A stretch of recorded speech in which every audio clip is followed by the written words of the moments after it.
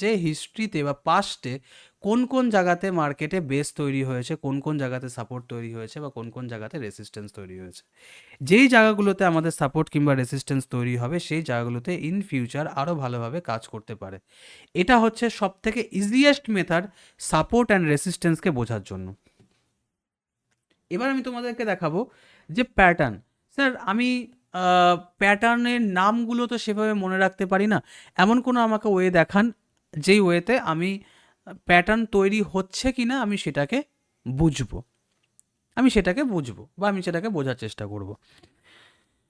ওকে, ঠিক আছে। তাহলে তোমাকে ছোট্ট একটা টপিক মনে রাখতে হবে, ছোট্ট একটা পয়েন্ট তোমাকে মনে রাখতে হবে। কি পয়েন্ট স্যার? সেটা হচ্ছে একটাই পয়েন্ট আমি তোমাকে বলছি, না চলো দুটো পয়েন্ট বলবো। একটাই পয়েন্ট আমি তোমাকে বলছি, সাপোর্ট বা রেসিস্ট্যান্স কখনো এরকম ফ্ল্যাট হয় না, কখনো সাপোর্ট কিংবা রেসিস্ট্যান্স এরকম ফ্ল্যাট হয় না। অনেক সময় আমরা এরকমও সাপোর্ট দেখতে পারি, এরকমও সাপোর্ট দেখতে পারি, অনেক সময় আমরা এরকম রেসিস্ট্যান্সও দেখতে পারি, যেখানে মার্কেট এরকম ট্যাপ হবে, এরকম ট্যাপ হতে হতে নিচের দিকে নামবে। অনেক সময় মার্কেটকে আমরা এরকম দেখতে পারি, এরকম উপরের দিকে যাচ্ছে। সাপোর্ট একা বেঁকাও হতে পারে, সেটা 90% অ্যাঙ্গেল, 30% অ্যাঙ্গেল, যেরকম খুশি আপনি অ্যাঙ্গেল ধরে নিন, এটা হতে পারে। ওকে, আর দ্বিতীয় পয়েন্ট হচ্ছে যেখানে যেখানে 3 বারের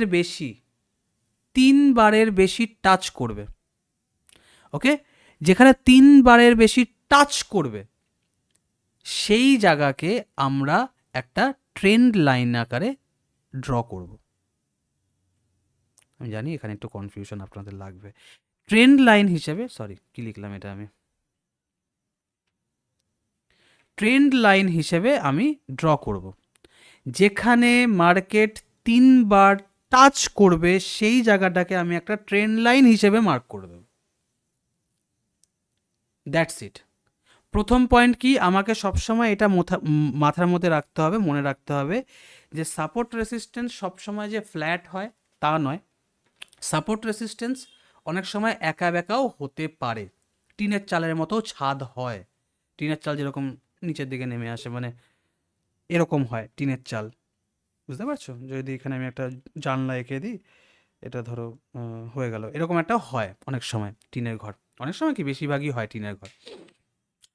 তো তোমাকে এটা মনে রাখতে হবে। দ্বিতীয় পয়েন্ট এটা মনে রাখতে হবে, যেখানে 3 বারের বেশি মার্কেট টাচ করছে, যেখানে 3 বারের বেশি মার্কেট টাচ করছে সেই জায়গাতে আমি একটা ট্রেন্ড লাইন ড্র করে দেব। আই মিন ধরো, জাস্ট সাপোজ ধরে চলো মার্কেট এরকম উপরে গেল, নিচে আসলো, আবার ওপরে গেল, আবার নিচে আসলো, আবার ওপরে গেল, আবার নিচে আসলো, অ্যান্ড দেন মার্কেট এরকম কিছু একটা ঘোরাফেরা করছে। ওকে, এবার আমি দেখতে পাচ্ছি 3 বার যে টাচ করেছে এই 3টে লাইনকে বা এই 3টে জায়গাকে আমি যদি একটু মার্ক করে দিই, আমি যদি একটু মার্ক করে দিই এরকম করে, আমি যদি একটু মার্ক করে দিই এরকম করে, তাহলে কি হয়ে যাবে? এটা প্যাটার্ন। এতটা ইজি। তুমি যখনই এটাকে একটা ট্রেন লাইন দ্বারা মার্ক করে দিলে এটাই প্যাটার্ন হয়ে গেল। অ্যান্ড 100% কনফিডেন্সের সাথে আমি বলতে পারি প্যাটার্ন ভাই কিছু কাজই করে না, যা কাজ করে সাপোর্ট অ্যান্ড রেসিস্ট্যান্স। করে তো দেখো আগে। আমি একটা ওপেন প্ল্যাটফর্মে ইউটিউব ভিডিওর মাধ্যমে আমি তোমাদেরকে এটা বলছি, এই বার্তাটা তোমাদেরকে দিচ্ছি। প্যাটার্ন কখন হয়? যখন একটা লোক দেখতে পাচ্ছে যে একটা সাপোর্ট আর রেসিস্ট্যান্সে এসে এরকম একটা শেপ ক্রিয়েট করে দিয়েছে, সেটাকে প্যাটার্ন হিসেবে আজকের দিনে চালানো হচ্ছে। কিন্তু প্যাটার্ন কেন তৈরি হয়? সাপোর্ট আর রেসিস্ট্যান্সের খেলার জন্য হচ্ছে না। কেন মার্কেট এখান থেকে উপরের দিকে গেল? কেন গেল? কেন গেল? বাইং প্রেশারের জন্য গেল, বাইং প্রেশারের জন্য গেল, বাইং প্রেশারের জন্য গেল। সেই এরিয়াটাকে যদি আমি মার্ক করে দিতে পারি, কি এটা? প্যাটার্ন। কি এটা? প্যাটার্ন। এটা কোন প্যাটার্ন? এরকম কোন প্যাটার্ন আছে দেখো তো। এইমাত্র যে প্যাটার্নটা আমি তোমাদেরকে দেখালাম, অ্যাসেন্ডিং ট্রায়াঙ্গেলের সাথে সেটা ম্যাচ করছে কিনা দেখো তো, একটু ভালো করে লক্ষ্য করো তো। কিছুটা, আমি শুধু নিচের দিকে যে 3টে টাচ বলেছি সেই 3টে টাচ অ্যাসেন্ডিং ট্রায়াঙ্গেলের সাথে ম্যাচ করেছে? Yes or no? ওপরের দিকে সাপোর্ট ছেড়ে দাও, ওপরের দিকে রেসিস্ট্যান্স লাইন ছেড়ে দাও, শুধু নিচের তিনটে টাচ ম্যাচ করেছে কিনা শুধু আমাকে সেটুকু বলো। এইমাত্র তোমাদেরকে আমি দেখালাম। তাহলে কি রকেট সায়েন্স আছে ট্রেন্ড লাইনে? কি রকেট সায়েন্স আছে? কোনো রকেট সায়েন্স নেই। একটু ভালো করে বোঝো, ভালো করে তোমরা এদিকে ফোকাস করো। এখানে আমি 1 ঘন্টা চার্টে আছি, ওকে? 1 ঘন্টা চার্টে আমি আছি।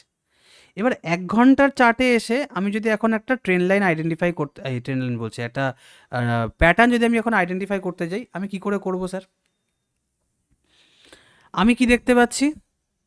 আর তোমরাও আমাকে বলবে যে তোমরাও আমার মতনই দেখতে পাচ্ছ কি না। ওয়েট করো, তোমরাও আমাকে এটা বলো যে, টাইপিং অপশন ওপেন করে দিয়েছি, জাস্ট আ সেকেন্ড। আমাকে বলো, এখানে একবার টাচ করেছে, এখানে দ্বিতীয়বার টাচ করেছে, তৃতীয়বার ধরো এই লাইনে, এখানে কি আমি একটা এরকম সেম লাইন ড্র করতে পারবো? সেম লাইন কি আমি একটা ড্র করতে পারি?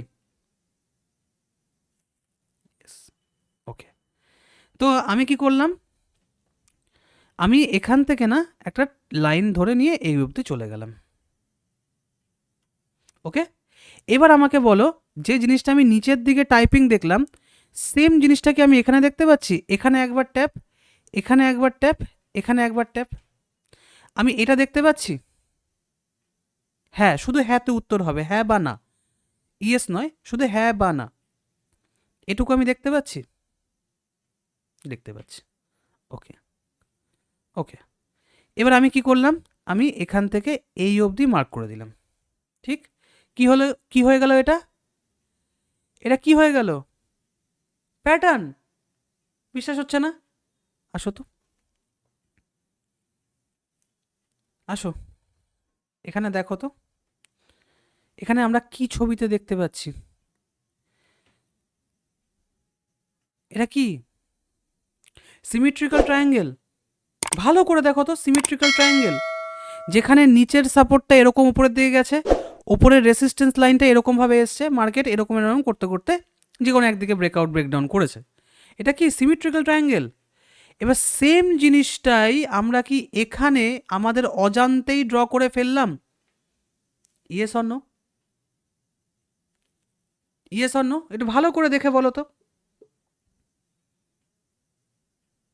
তাহলে কে বলেছে শুধু প্যাটার্নের নামই মুখস্থ করতে হবে? কোন রকেট সায়েন্স আছে এর মধ্যে? একটু এফোর্ট তো দিতে হয় না? একটু এফোর্ট দিতে হয়, একটু গলা ফাটাতে হয়, একটু মাথা যন্ত্রণা করাতে হয় নিজেদের।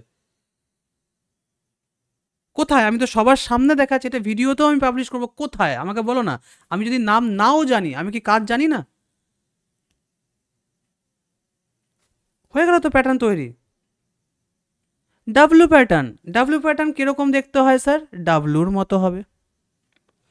তুমি এইটা তো মনে রাখতেই পারবে, মানে কি দুটো বটম সেম হবে, মার্কেট একবার নিচে এসে এরকম একটু ওপরে গিয়ে আবার এরকম নিচের দিকে আসবে। যখন এই লাইনটা তুমি দেখবে, তুমি এইটাকে মার্ক করে দাও, যখনই মার্কেট এই ওপরের দিকে চলে গেল, ডাব্লু প্যাটার্ন ক্রিয়েট হয়ে গেল। কোথায় আমরা দেখতে পাচ্ছি ডাব্লু প্যাটার্ন? তুমি আমাকে নিজেই বলো তো, আমিও দেখতে চাই বস। এত ইজি জিনিসকে তোমরা কেন ঘাবড়াও আর কেন ভয় পাও? আমিও দেখতে চাই। এটা কি? এটা কি? এটা কি আমাদের ডাব্লু প্যাটার্ন নয়?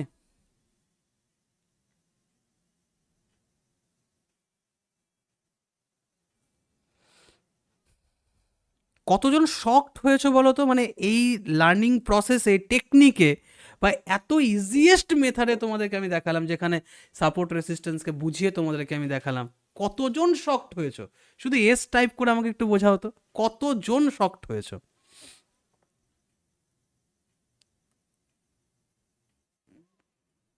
যারা জাজমেন্ট করতে এসছো ভাই করো, যারা ইউটিউব ভিডিও দেখেও জাজ করবে করো, বাট গ্যারেন্টি দিয়ে বলছি, যদি কারো শেখার ইচ্ছে থাকে না, যদি কারো শেখার ইচ্ছে থাকে ভাই, ইন ফিউচার ভিডিওটা ভালো করে দেখে না, নাহলে যারা ক্লাসে আছো একটু মনোযোগ দিয়ে দেখো, গ্যারেন্টি দিলাম বস, শিখলে এখান থেকেই শিখবে। অ্যান্ড ওপেন চ্যালেঞ্জ যে এত ইজি মেথড তুমি কোথাও খুঁজে পাবে না, কোনো জায়গাতে নয়। এতটাই ইজি লাগছে স্যার। হ্যাঁ অবশ্যই। কাসাফা বাবু বলছেন স্যার আজকে আমার এতটাই ভালো লাগছে বলে বোঝানো যাবে না। Thank you so much sir, আপনাদের জন্যই এতটা চেষ্টা করছি। আচ্ছা, এবার দেখুন তো, এখানে একটা প্যাটার্ন দিয়েছে, হ্যাঁ এখানে একটা প্যাটার্ন দিয়েছে আমাদেরকে, বুলিশ রেক্ট্যাঙ্গেল, সরি এক সেকেন্ড, কি দিয়েছে, বুলিশ রেক্ট্যাঙ্গেল, ওকে, বিয়ারিশ রেক্ট্যাঙ্গেল, হাতির মাথা, বুলিশ রেক্ট্যাঙ্গেল, বিয়ারিশ রেক্ট্যাঙ্গেল, হাতির মাথা। কেন বললাম এভাবে ভাই? কালকেই শিখেছি আমরা, মার্কেটে একটা ট্রেন্ড হয় side base trend, side base ট্রেন্ডের পরে মার্কেট কি করে, মার্কেট যে কোনো একদিকে ব্রেকআউট কিংবা ব্রেকডাউন করে। তো আমি কি খুঁজবো, সেম হাই এবং সেম লো, ভালো করে দেখো তো, সেম হাই এবং সেম লো, সেম হাই সেম লো, ওকে, দেখি তো আমি খুঁজে পাই কিনা, দেখি তো আমি খুঁজে পাই কিনা। এই দেখো, এই একটা লাইন, ধরে চলো এই একটা লাইন, এই একটা লাইন, দেখো তো, এটাকে কি আমি অলমোস্ট একটা রেক্ট্যাঙ্গেল বলতে পারি? যদি এটাও বলতে তোমাদের অসুবিধা হয়, তাহলে তুমি আমাকে এটা বলো, উম, দাঁড়াও, তোমাদের হতে পারে কি ওটাতে তোমাদের অসুবিধা হবে, তোমরা এটা বলো। আমি একদম ইজি করতে চাইছি যাতে কি এই ক্লাসের পরে কারো কোনো ডাউট না থাকে, ওই পরে 1 ঘন্টা ধরে তোমাদের ডাউট ক্লিয়ার করবো, আমার এটা ভালো লাগে না, কোনো ডাউট আমি রাখবো না। আমাকে বলো তো ভাই, এই যে রেক্ট্যাঙ্গেল প্যাটার্নটাকে আমরা এইমাত্র দেখলাম, এবার এই রেক্ট্যাঙ্গেল প্যাটার্নটাকে আমরা এখানে আইডেন্টিফাই করতে পেরেছি? Yes or no? Yes or no? তাহলে কোনটা বেশি পাওয়ারফুল, নাম জানা না টেকনিক বোঝা? ওয়ান আর টু, ওয়ান ফর নাম, নাম জানা, আর টু ফর টেকনিক বোঝা, কোনটা বেশি পাওয়ারফুল?